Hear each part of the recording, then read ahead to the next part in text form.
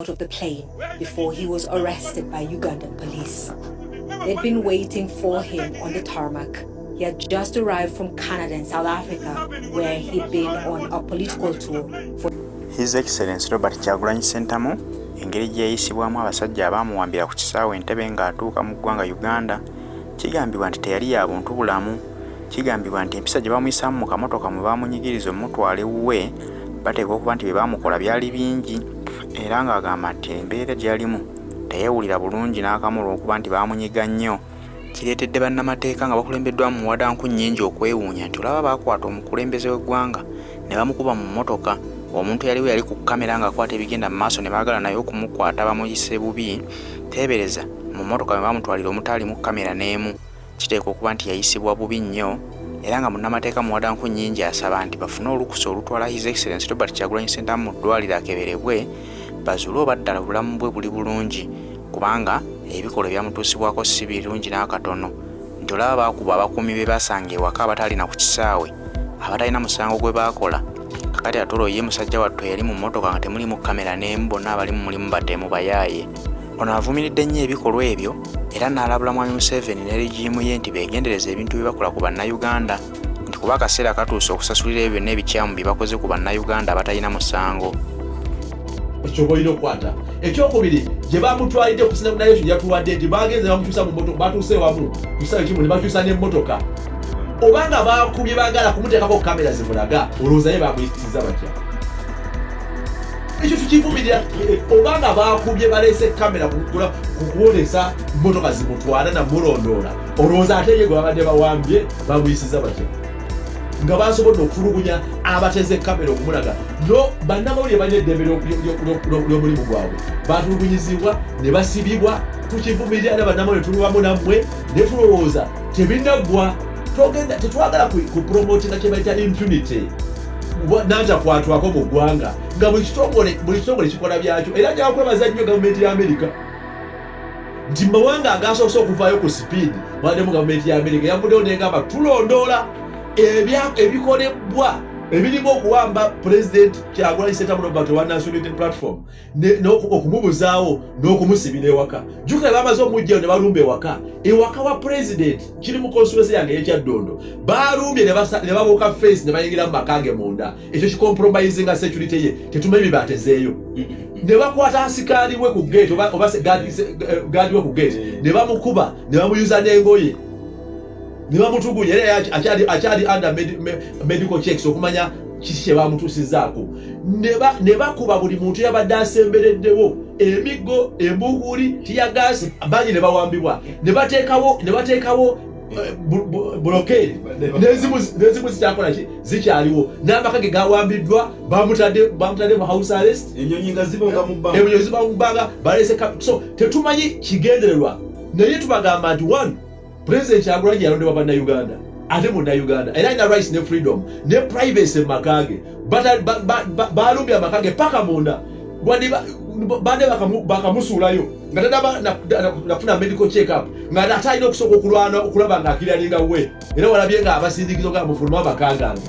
kubanga babadde mu fensi munda. Ejjooga eryenkaniddeawo it is not a criminal si muzi wa misango. Ekyokubiri ndiyo kibonerezo kyonna ne bwa gusinze muntu musango gusibisa muntu wakano nga omutadde under house arrest nga bwe kyabadde nze mmotoka yange yemu kuzayingidde munda maka ga president okufuluma naye bajaziza akatambaala meaning tebakkiriza face efaanagana nga ya president Kyagulanyi kufuluma gate ye. Ekyo bagita house arrest kati muteeka ki? So buli poliisi byabadde enonogoza pretense omuntu abadde akomawerera eggwanga yamenye etteeka ki?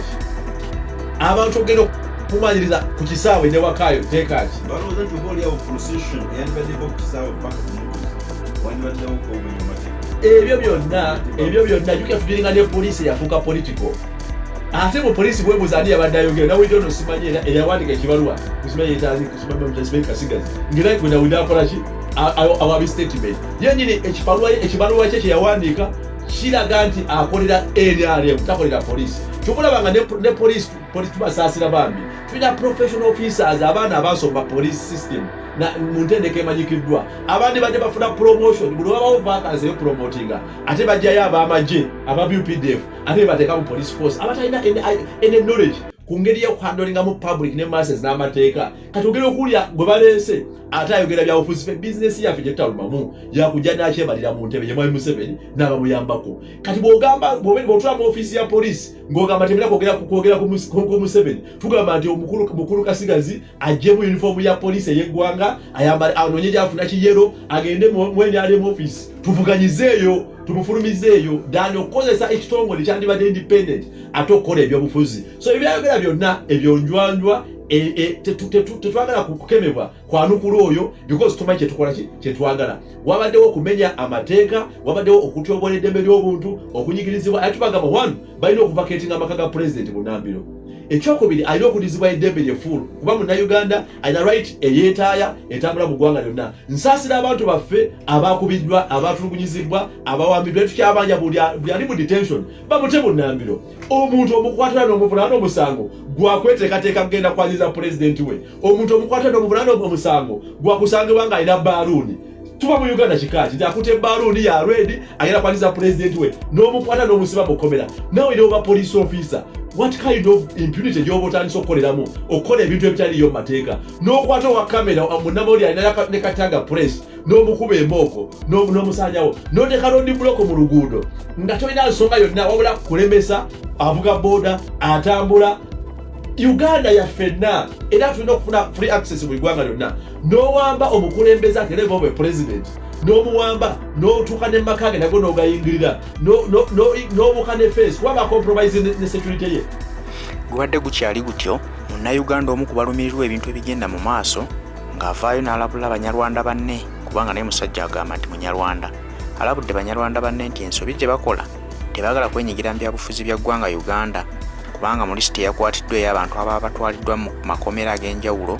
nga bagenda okwaniriza His Excellency Robert Kyagulanyi Ssentamu temuliimu linnya lyalabikiddemu nga lya Munyarwanda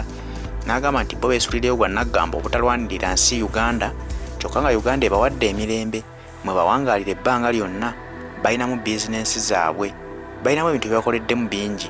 naye bo bintu ebikwatagana n'okulwanirira eggwanga Uganda tebeetaaga kumanya beesulireyo gwa Naggamba n'abalabula nti saawa bw'eneeba etuuse nga Bannayuganda banyiize bagenda batwala bubi nnyo bagenda batwalako ebyobugagga byabwe bye bakoze mu ggwanga Uganda wabula n'abalabula nti okwewala kino balina okwenyigira mu byobufuzi by'eggwanga Uganda balina okwenyigira mu kununula eggwanga Uganda ne bamanya nti balwanirira nsi yaabwe kuba Rwanda tebakyalinayo kafo kaabwe Kagame yabagoba dda wabula ate ne bwe bali webafunidde emirembe baganya okulwanirira ensi gye balimu okulaba nga Bannayuganda batulugunyizibwa bwe batyo bano ne beesulireyo gwa Naggamba kyokka nga n'abakozesebwa ate okutulugunya Bannayuganda ate era be bamu Abanyarwanda ono omusajja mukulu kimuyisizza si bulungi era n'ayomba ku nsonga eyo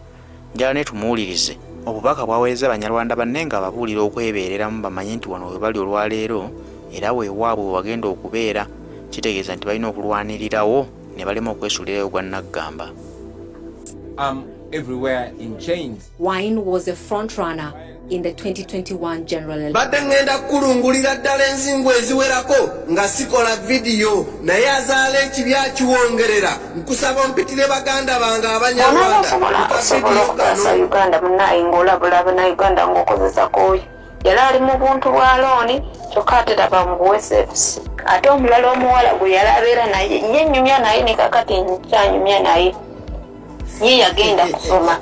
asomera Rwanda lw'abaana be bakwatidde mu 1 miliyoni Maachi n'empalirizibwa okuyungula ku maziga ekyamazima amannya 3 plus temuli mu linnya lya mwana Munyarwanda n'omu amannya 3 plus temuli mu linnya lya mwana yefaananyiriza Munyankole ekyo nno kyankubye wala kyandesse nkulukusa maziga ku mutima kyandesse n'ennaku etagambika ekyamazima ekyo kiba kitegeeza nti Abannarwanda ensonga z'eggwanga twazeesamba ensonga za Uganda ate twazirekera baana ba Buganda tulowooza nti struggle eno yaabwe tulowooza nti be bateekeddwa okwerwanako okununula eggwanga lyabwe newankubadde nga naffe bangi kuffe tuli bubi era tubonaabona so n'olwekyo njagala olwaleero gubeera omulundi gwange ogusemberayo ddala